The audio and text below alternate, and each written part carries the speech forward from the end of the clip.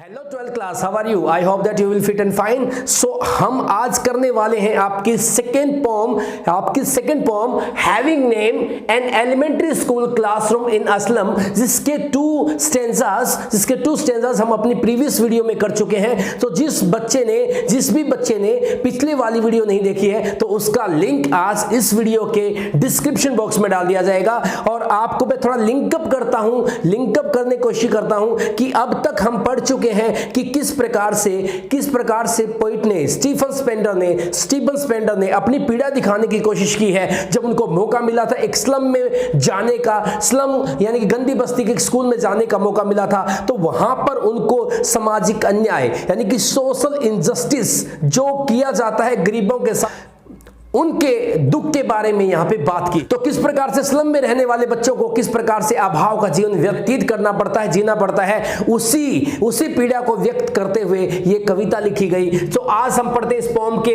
अगले स्टेंजास को। जब हमने पिछले स्टेंजा में क्या पढ़ा था कि यहां पर जो रूम है, जो क्लासरूम है, उसमें कुछ दान की हुई चीजों की तस्वीरें या कुछ वो चीजें लगी हुई थी, तो कुछ तस्वीरें थी, मैप था। तो आज देखिएगा उन सब चीजों को देख करके स्टीफन स्पेंडर को गुस्सा आता है और किस प्रकार से उनका गुस्सा फूटता है। तो वो क्या क्या संज्ञाएं देते हैं, क्या क्या बोलते हैं। कहते हैं श्योरली पक्का, कहता है श्योरली निश्चित रूप से शेक्सपियर, मैं शेक्सपियर के बारे में आपको बता चुका हूं। Shakespeare is a well known poet and dramatist in English literature. बहुत ही जाने माने प्रसिद्ध, मतलब आप कह सकते हैं पोइट हैं और ड्रामेटिस्ट हैं जिन्होंने 37 प्लेज लिखे, ठीक है। और इनकी सोनेट के लिए इनको जाना जाता है। क्लियर हुआ यहां से। तो यहां पर हमने पीछे वाले स्टेंजा में पढ़ा था कि क्लासरूम में शेक्सपियर के धड़ की तस्वीर लगी हुई है, जिसको देखकर बहुत दुख होता है। किसको दुख होता है? स्टीफन स्पेंडर को, कि इस प्रकार के महान कवि की तस्वीर लगाने का यहां पर कोई औचित्य नहीं है,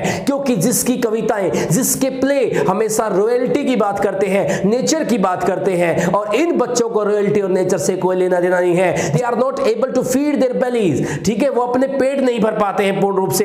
तो ऐसे बच्चों के सामने तस्वीर लगाना किसकी? शेक्सपियर की, इज विकेड, यानी कि घटिया बात है, बेकार बात है, व्यर्थ की बात है, ठीक है, इसका कोई औचित्य नहीं है। और कहता था मैप अ बैड एग्जाम्पल, और जो वहां पर मैप लगा हुआ था वो भी एक बैड एग्जाम्पल है, क्योंकि उस मैप के अंदर इन बच्चों की गंदी बस्ती का कोई नामो निशान नहीं है। और उस मैप को ये नहीं जानते हैं, ये बच्चे जानते हैं सिर्फ अपनी गंदी बस्ती को। सो पहली लाइन क्या कहती है? Surely Shakespeare is a wicked, यानी कि शेक्सपियर क्या है? घटिया है, बेकार है। इन बच्चों के लिए शेक्सपियर का कोई लेना देना नहीं है। अर्थात इनके रूम के अंदर शेक्सपियर की तस्वीर लगाना इनके साथ अन्याय करना है, क्योंकि एक इतने बड़े कवि की, इतने बड़े प्लेराइट की तस्वीर यहां पर लगाई गई है जिसको बच्चे जानते तक नहीं है। सो ऐसा करना इनके साथ अन्याय है, अर्थात इनकी भावनाओं को ठेस पहुंचाना है। The map a bad example, और जो मैप लगाया गया उसके अंदर एक ओपन हैंडेड मैप है और कुछ पिक्चर्स हैं, तस्वीरें हैं, वो क्या है? वो भी एक बैड एग्जाम्पल है, बुरा उदाहरण है इन बच्चों के लिए। क्यों?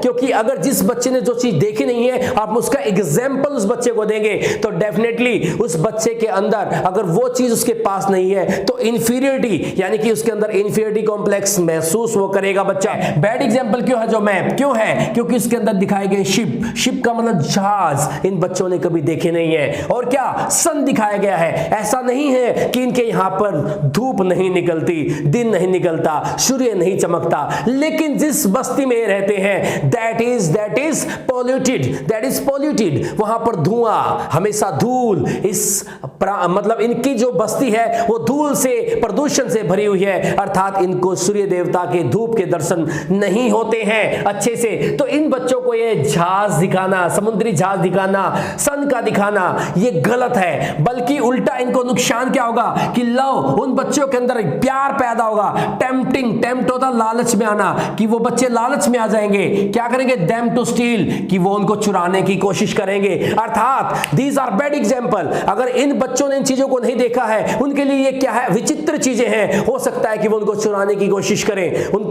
कोशिश करें, तो इसीलिए ये चीजें इनको दिखानी नहीं चाहिए। उसके बाद नेक्स्ट क्या कहता है? देखिए बच्चे जानते क्या है, ये चीजें इन्होंने नहीं देखी है और वो जानते क्या है। कहता 4 लाइव्स, कहता अब इनकी सदियों से, कई वर्षों से, उम्र से कहते हैं दैट, यहां पे शाइली का मतलब होता है ट्रिक के साथ, मतलब टेक्निकली, यानी कि जानबूझ के, सीक्रेटली, चुपचाप, turn in their cramped hole, इनको मजबूर किया जाता है छोटे छोटे, क्रैम्प्ड होल किया गया ना, ये वर्ड यूज किया गया cramped hole, this word is used for their homes, उनके घरों को कहा गया कि उन बच्चों को जानबूझकर मजबूर किया जाता है छोटे छोटे किसमें, घरों में, यानी घर नहीं कहा है, बिलों में रहने के लिए मजबूर किया जाता है, छोटे छोटे गड्ढों में मजबूर किया जाता है रहने के लिए, ठीक है। तो कहता है फ्रॉम, और कब से कब तक, from fog to endless night, fog to endless night, यानी कि धुंध में दिन निकलता है, दिन निकलता ही नहीं है, धुंध रहती है, प्रदूषण रहता है, और फिर क्या हो जाती है, एंडलेस नाइट, ना खत्म होने वाली रात। अर्थात यहां से दो बातें, अर्थात इनकी जो पूरा जीवन है वो कैसा अंधकार में है। ये एंडलेस नाइट क्या दिखा रही है कि मतलब जर्नी, या कह सकते हैं series of their suffering is not going to end, अंत नहीं होगी, ठीक है। मतलब उनके जो दुखों की जो लड़ी है वो अंत होने वाली नहीं है। अर्थात फोग जो है, फोग किसको दिखाती है, फोग में कुछ भी स्पष्ट दिखाई नहीं देता, इसी प्रकार से इन बच्चों का कोई स्पष्ट भविष्य नहीं है, और इनको कैसे रहना है, अंधकार में जीवन ही जीना है। ऑन देयर स्लैग क्या होता है, जो रिफ्यूज की गई चीजें हैं, घर का वेस्टेज जो होता है, घर का जो भी वेस्टेज होता है उसको जहां हम डालते हैं, डंप करते हैं, उसको बोलते हैं हीप, क्या बोलते हैं, ढेर। और ये जो बच्चे हैं ना, ऑन देयर स्लैग हीप, कहता गंदगी के ढेर पर, यानी कि कूड़ा करकट के ढेर पर, दी चिल्ड्रन, ये बच्चे, कहता वियर स्किन्स, यहां से दो चीजें निकल के आती, वियर स्किन, यानी कि ये बच्चे गंदगी के ढेर पे ही पैदा होते हैं। अर्थात they take birth in slum, गंदी बस्ती में, और कहां पे, गार्बेज डंप पे क्या है, जन्म लेते, क्योंकि इनके जो घर बने वहां भी गार्बेज है, तो ये बच्चे वहां पैदा होते हैं। अर्थात वहां वियर स्किन, अपनी चमड़ी धारण करते हैं, और ऐसी चमड़ी, यानी कि वो इतने कमजोर हैं जो उस चमड़ी में से पीप्ड थ्रो बाय बोन्स, जितने कमजोर हैं, इतने माल न्यूट्रिशन का शिकार हैं, इतने अंडर नरिश्ड हैं कि उन बच्चों की चमड़ी के अंदर से क्या दिखाई देती है, उनकी हड्डियां बाहर झांकती हैं। पीप होता है चोरी से झांकना, अर्थात हड्डियां बाहर दिखाई देती हैं चमड़ी से। एंड स्पेक्टेकल्स ऑफ स्टील, और बच्चे ने क्या पहन रखे हैं, कैसे, चश्मे पहने हुए हैं, किसके, स्टील के, मतलब जो बहुत भारी हैं, अनकंफर्टेबल है टू वियर, पहनने के लिए जो अनकंफर्टेबल है, लेकिन उनके लिए वो भी होना बहुत बड़ी बात है। लेकिन उसके बाद विद मेंडेड ग्लास, जो चश्मे का जो शीशा है वो टूटा हुआ है, यानी कि चश्मे का जो शीशा वो टूटा हुआ है, लेकिन उसको मेंड किया गया, अर्थात चिपकाया गया है, टूटा हुआ शीशा उसको चिपकाया गया है, ठीक है, मेंड किया गया है। कैसे, कैसे टूटा हुआ है, like bottle beads on stone, जैसे पत्थर पर बोतल को मार के इसके टुकड़े हो जाते हैं, इसी प्रकार से चश्मा क्या है, बच्चे का टूटा हुआ है। तो यहां से आप समझ पा रहे हैं कि हालात कैसे हैं।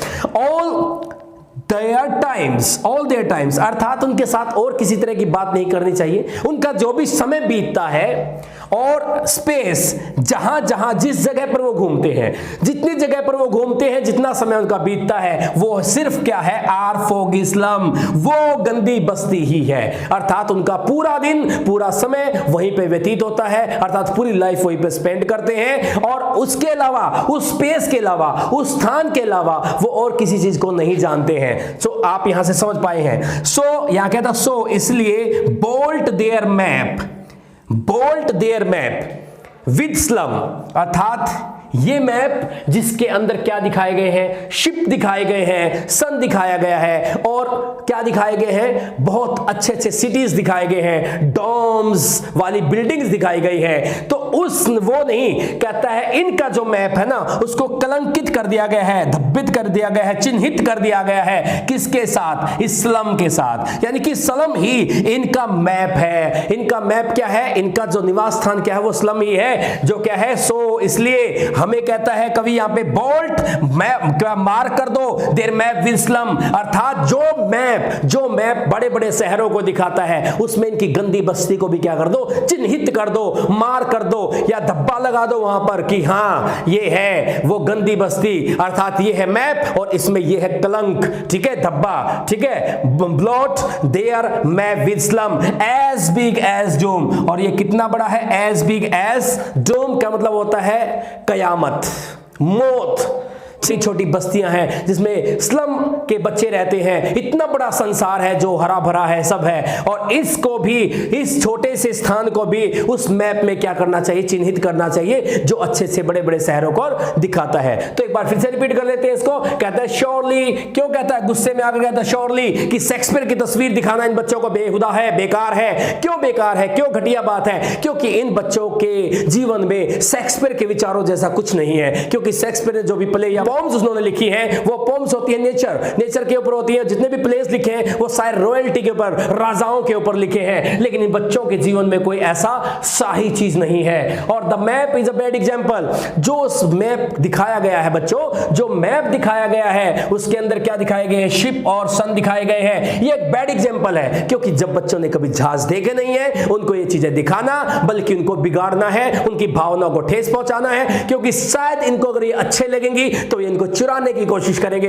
You are going to make them thief also, आप उनको क्या, चोर भी बना देंगे, उनकी भावनाओं को भड़का देंगे, वो उनको चुराने की कोशिश करेंगे। अर्थात वहां तक पहुंचने के लिए वो हो सकता है कि कुछ गलत तरीके भी यूज करना शुरू कर दें। उसके बाद क्या कहता है कि जो इनका जीवन है ना, उनको क्या कर दिया था, that shyly turn in their cramped hole, जो उनका जो जीवन है ना, उनकी जो जिंदगी है उसको जानबूझकर इतना मजबूर को किया जाता है कि they have to live in their cramped hole. उनको छोटे छोटे तंग बिलों में, घरों में नहीं, बिल जैसे घरों में रहने को वो मजबूर है। From fog to endless night, और जीवन का क्या चलता है, कैसे रहने के लिए मजबूर है, फॉग, फ्रॉम फॉग यानी कि धुंध से लेकर रात के अंधेरे तक उनके जीवन में कभी भी प्रकाश दिखाई नहीं देता। मतलब उनके जीवन में कोई आस नहीं है, उम्मीद नहीं है, होप नहीं है, वो चीजें दिखाई नहीं देती है। There is no hope in their life. Okay, उसके बाद देखिए क्या कहता है, और ऑन देयर स्लैग हीप यानी कि गंदगी के ढेर पर ही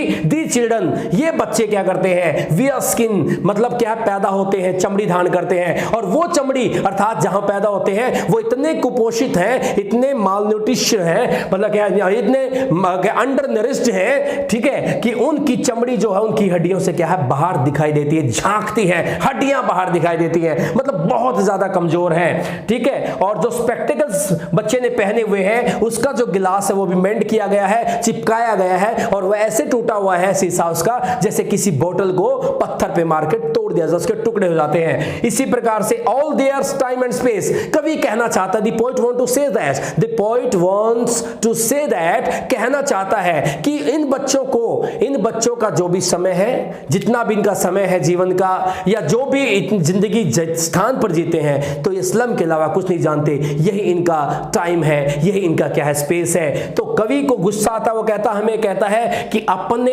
इसमें मतलब हरे भरे संसार वाले मैप में, मतलब अच्छे बड़े मैप के अंदर इन बच्चों का जो ये गंदी बस्ती है इसको भी चिन्हित कर दो, जिन्होंने मतलब इसको क्या कर रखा है, जो कितनी बड़ी है, एज बिग एज डूम, जो कितनी बड़ी है, एज बिग एज डूम। तो इसको भी दिखाने की कोशिश करें, आप इसको भी दिखाएं, ताकि हमें यह कहना चाहता है, हमें शर्म महसूस हो कि हम इन बच्चों के लिए कर क्या रहे हैं, हम इन बच्चों के लिए कर क्या रहे हैं। तो so dear students, let's start the last tense of the poem, that is very important, because the poet makes an appeal in this stanza to governor, inspector and visitors, and to all human beings who are living in a civilized world. So it means that the poet want to convey a message to us that we should help them, we should help those students, those people who are living in slum. So what the poet says, we are going to start now.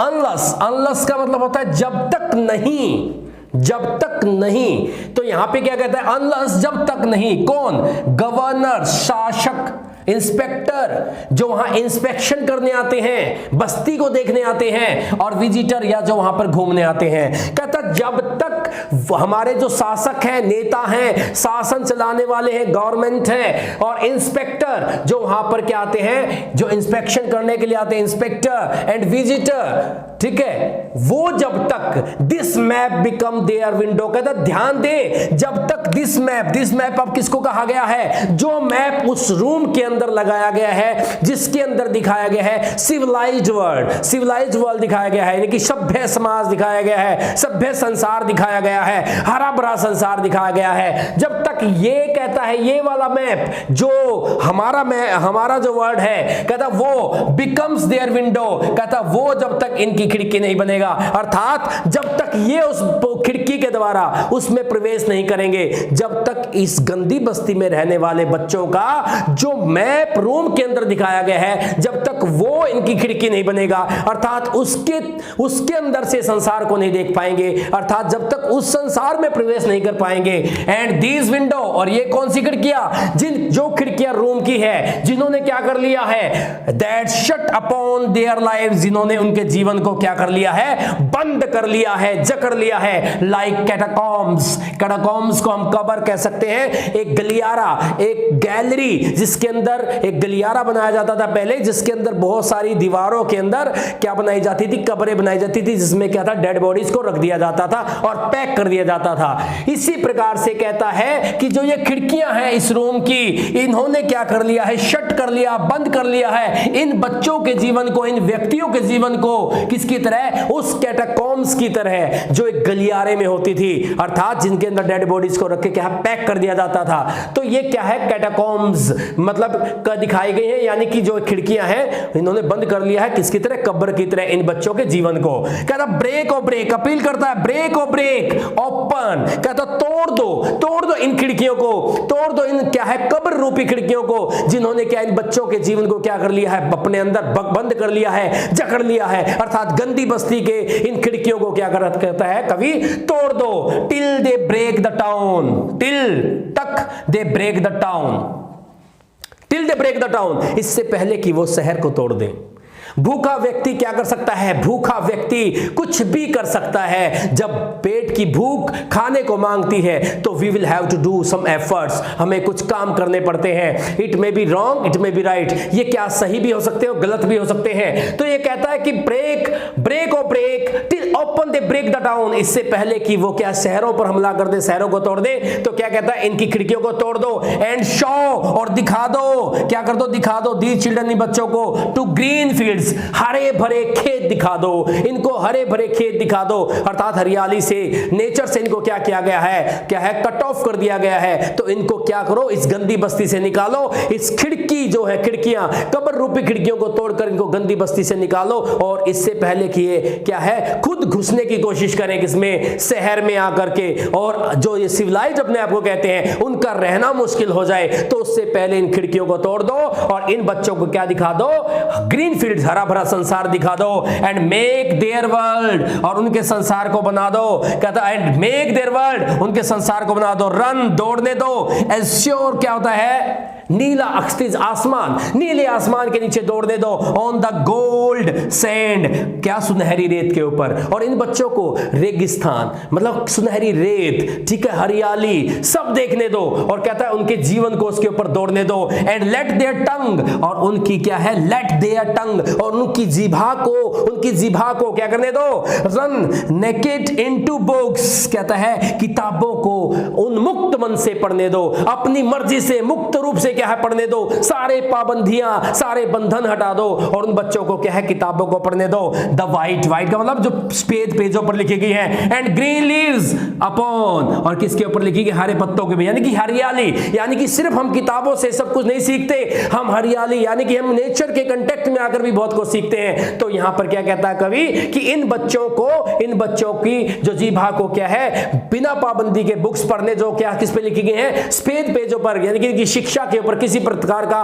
प्रतिबंध नहीं होना चाहिए। और यहाँ green leaves के ऊपर जो किताबें लिखी गई हैं, अर्थात जो भगवान ने, जो प्रकृति ने जो किताबें लिखी हैं, इनको नेचर के कांटेक्ट में आने दो।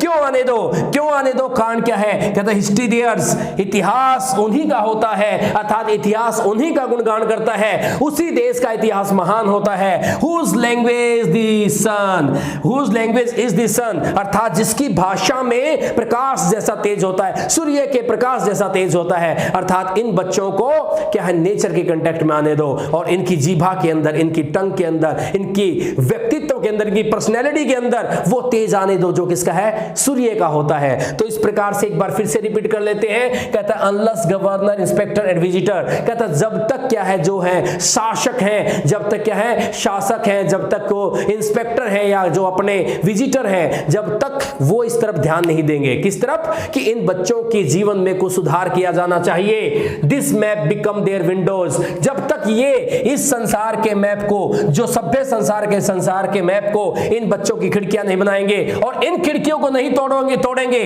जो खिड़कियां उनके रूम की है, जिन्होंने क्या किया है, या गंदी बस्ती को खत्म नहीं करेंगे, जिसने क्या किया, उनको कब्र की तरह क्या कर लिया, बंद कर लिया है। कहता ब्रेक और break till they break the town, तोड़ दो इन खिड़कियों को, आने दो इन बच्चों को बाहर, अर्थात हटा दो इस गंदी बस्ती के बैरियर को और आने दो इनको सभ्य संसार में, सिविलाइज संसार में, ताकि इससे पहले ये क्या है, टाउन में खुद घुसने की कोशिश ना करें। और कहता है show the children to green fields, इन बच्चों को क्या दिखाओ, हरे भरे खेत दिखाओ।